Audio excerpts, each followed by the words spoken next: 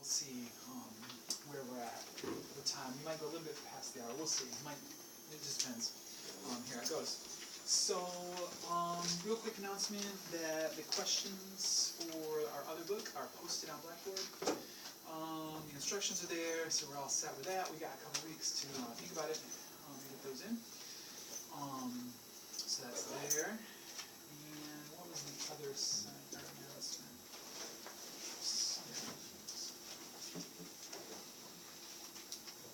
Yeah, I think that was it. Unless there's something else. I'll think of it. Okay. So let's go ahead and start here. Social institutions. Again, another recap from last time. Culture, society. Talked about those. Talked about why they're important. Talked about what they are, and all that they involve. So I'm gonna just go through this slide. Remember language, symbols, all of that stuff. The basis of social interaction, societies, and so on. We talked about that.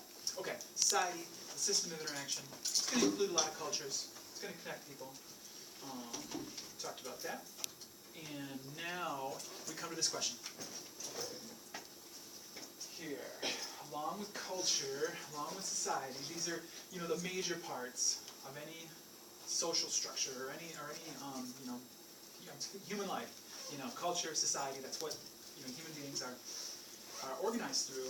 There's something else though that's missing here that is going to help also guide people within their roles, statuses, and within groups and so on. And that thing that's missing is social institutions. So we're going to talk about those.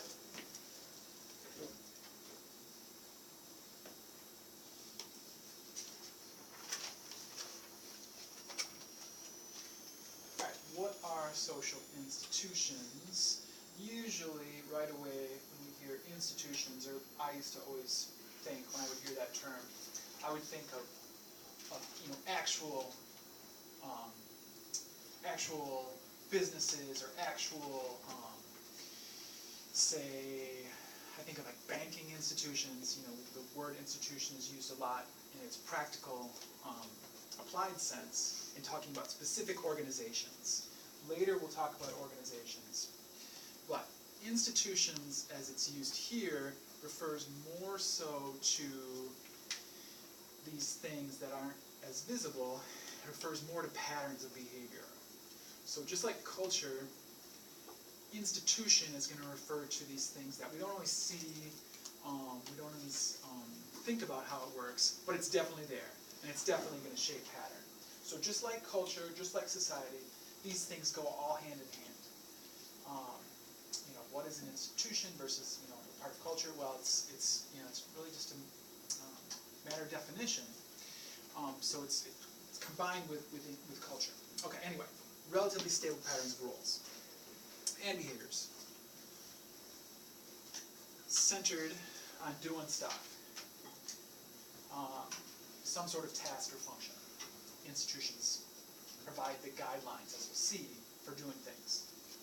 So institutions, we could get all theoretical and stuff, and I could talk about other theorists who talk about how institutions, they limit behavior, and we'll get to that. They constrain our behavior, but they also enable behavior. They allow for behavior, and so we'll explain what that means here in a second. Okay, major institutions. I'm not going to ask for you to remember all of these, but here are the major institutions, and there's some other ones here. Of course, the family may be the most basic institution. Maybe it's the oldest. Although here too, it's going to be a matter of argument, or I don't know. I mean, you can't separate the family from the economy, as we're going to talk about it. Economy is getting food, making food, producing things. So they go hand in hand. All of our institutions go hand in hand. And we'll see how they've changed over time. But these are the major institutions: family, economy. So, for example, we'll use this example of family. We'll get to family later in the semester. I can come back here too. Okay?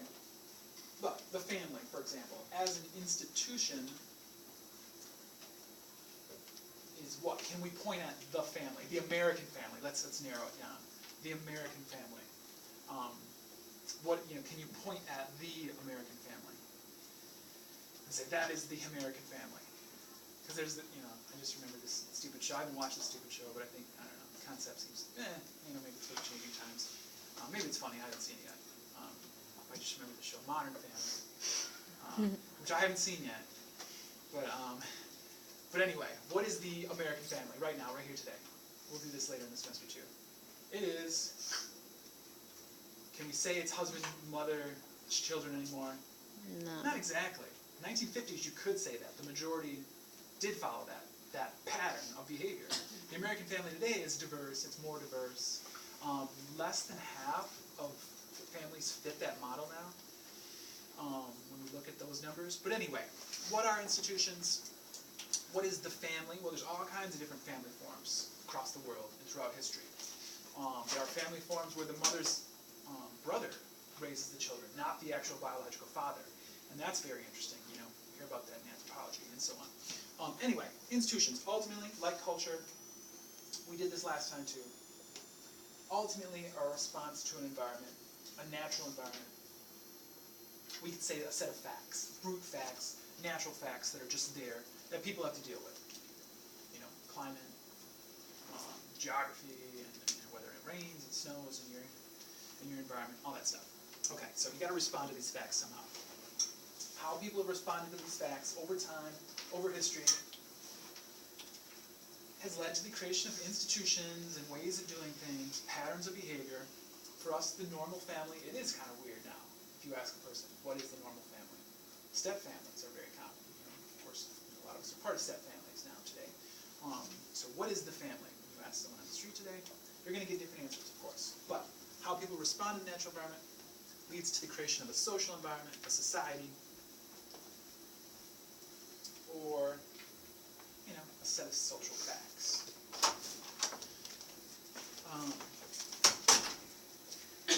So social environment is very real. Our government, for example, as another institution, is what's a social fact about our government? Any fact. Any fact about our government here that we could say. Is that Democratic? Yeah, it's a democratic government. That's a social fact. It's true. It's true for us. Canada, what kind of government do they have? They're also democratic, but the actual system is a little bit different. It follows some elements of the the English system, and some elements of their own. They've got a unique way that they do elections. It's a little bit different than the English, but it's somewhere between us and them. But it's very English in some ways too. Anyway, their government is different, creates different social environment. All right, so social facts. What are they? Social facts or institutional facts are the same thing here as we're talking about them.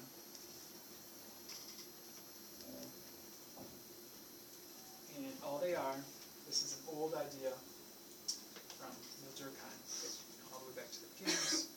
Social facts are simply ways of thinking, acting, feeling that are external to the individual. They're out there in society somewhere, or in the ways that we think about things. So again, 1950s, you ask someone what the family is, they're going to tell you it should be mother, father, children, nuclear family. A lot of people will say that today. Social fact was that though too in the United States. Most families were nuclear. It's not a social fact anymore, at least in terms of the majority, although it's still a common form that people strive towards and want to achieve. Okay, so social facts. All right, now social institutions. Just some bullet points about the about institutions here.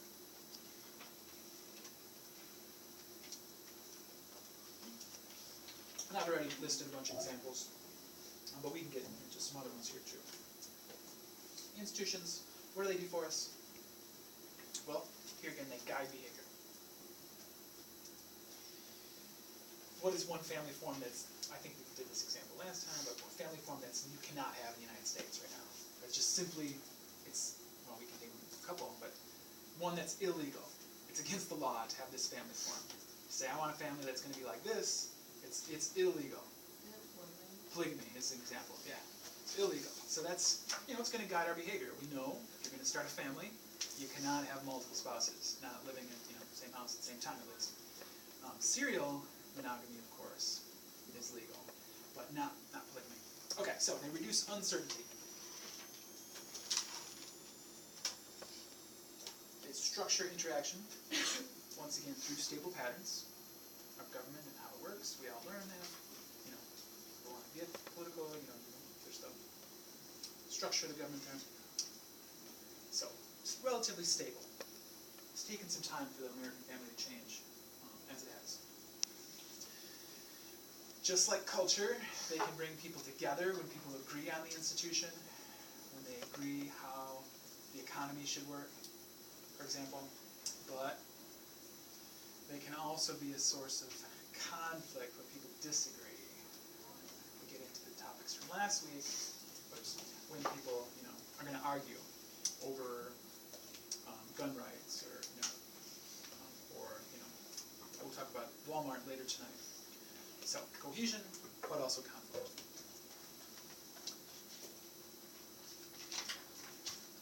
Okay, moving forward. Okay, similar bullet points here. Just building on the last set. Here are the authors that this set of facts are coming from. Social institutions are inherited generation to generation, just like culture. Interestingly, I think here too, they're not oftentimes consciously designed, in the sense that people didn't sit down at a table and say, okay, this is the way it's going to be. In some cases, yes, that happens, of course. Today, we think the institution, but nobody said, specifically, this is how our education system is going to work, and here are all the bullet points. We try to do that, try to reform education, but it's not always consciously designed over history. There are different interests, different interest groups, different events, things that shape the institution, on and on. Multiple interests. Okay. Institutions today are very complex. We'll talk about that here too as we go throughout the semester. In some ways they're getting more complex. A corporation like Walmart we'll talk about, and we'll see how complex it is what they do. All of their products, how they track all those products, etc. Okay. Institutions benefit social groups. Once again, they enable things that we can do. Provides the rules and the rights and the duties to enable certain behaviors. Here too, though, they do not always benefit all groups. Healthcare as an institution. The major debate has been that it's not fair. It costs a lot of money. You want the best treatment, you got to pay for the best doctors. You got to be on the best programs. You don't have money, good luck, with healthcare. So anyway, arguments there.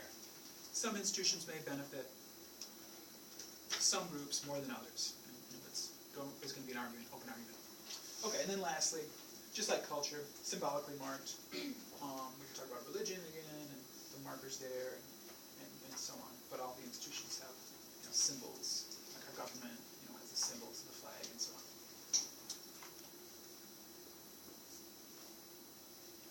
Okay, so that's just like last week. Let's talk about that. Alright, so we're going to get to some nuts and bolts examples here in a second when we look at the economy as an institution. Let's do this next, though. Just to reiterate this same point, I know we've said it a lot already, but it's important part of this approach to problems, which is this, that in modern societies,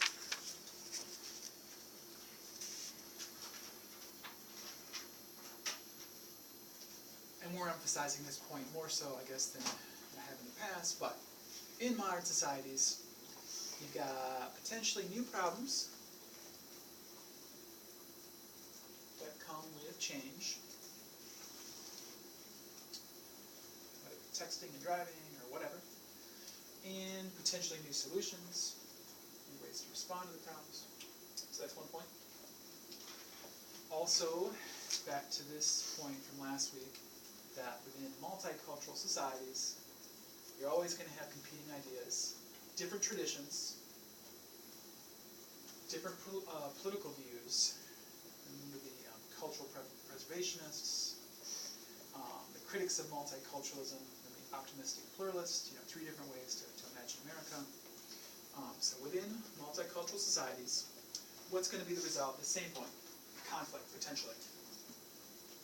Either cohesion, negotiation, or potential conflict. Once again, how the institutions are supposed to work, how our government is supposed to work, this competing back and forth between interest groups, and traditions, and beliefs and norms, and a lot of our problems result from these competing aims and people fighting with each other, in a way creating a problem itself.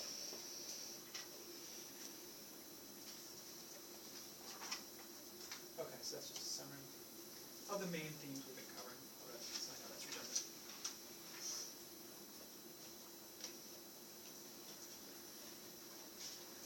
Okay, so now we can turn to economy as an institution, and we'll see how it is an institution. And then we'll get into some of these issues too, with problems of our economy and changes. Alright, looks like we're good there. So the economy, what is the economy? What is a economy? Here's a definition.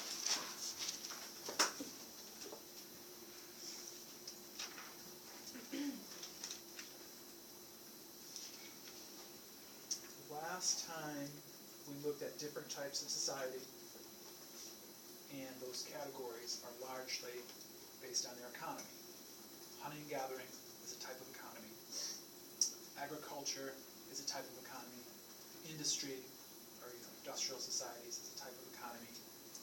So it's, it's the most basic definition of economy is just getting stuff, making stuff, producing stuff to survive. So, economy is going to be, once again, interconnected with other institutions, family, all the institutions.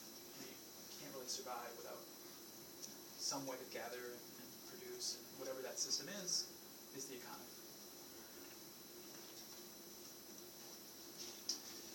Okay. Point made there. Now we can look at the elements of economy. Next. Okay, looks good. Just slow me down if you need to, and speed me up if you need to. Alright, so elements of economy, the classic elements here.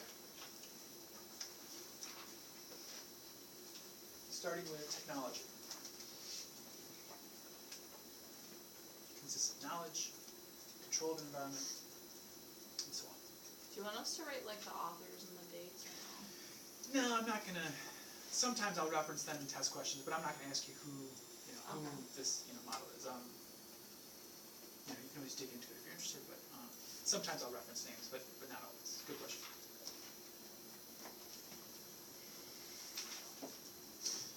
So the technology of a hunting and gathering economy simply is usually some sort of, we go back to the old days, think about spears and weapons and bows and arrows and, right down to it. Today our technology, we'll see with Walmart, very sophisticated. Even though Walmart's been doing this for quite a while and all the retailers have been using this certain technology for quite a while, it's still pretty remarkable, as we'll see, the technology that they use. Okay, other parts of economy. Physical capital. Real stuff. Capital refers to goods or something that has value. And so physical capital is real physical stuff. Trees, plants, could be cows, anything that we give a value to and say this has this dollar amount to it. Human capital, that's us. That's the ability of people to fill the roles within the economy. Human capital is going to come down to what people can do, job skills, knowledge. You can have a really sophisticated economy, but if you don't have the people to run it, that's a problem too. So of course employers talk about that. Getting qualified people really means getting them up to pace. Having the knowledge to work things. Some jobs are very simple, some are harder. Okay, human capital. The value placed on those skills and education in general. Okay, property is interesting, I think, and it's an issue, it's a topic, it's a thing we'll talk more about here later, next class too. Property is so interesting, I think, because we think about property, we think of stuff, but really we're talking about the right to own stuff. It's the ability to own stuff and use stuff, sell stuff. So it's really a right more so than the stuff itself. But it becomes stuff too, of course. Stuff that we can own. Okay, and then lastly, putting this stuff together. Big idea in the business world, entrepreneurship, innovation, combining these here. To build businesses, to build the economy, jobs, etc. So, important idea there too. Alright, so those are the elements of economy. Let's turn next to some general trends, real general themes now, from way back, in the day to now. So some of these are obvious, I think, but still important, still very real here in terms of where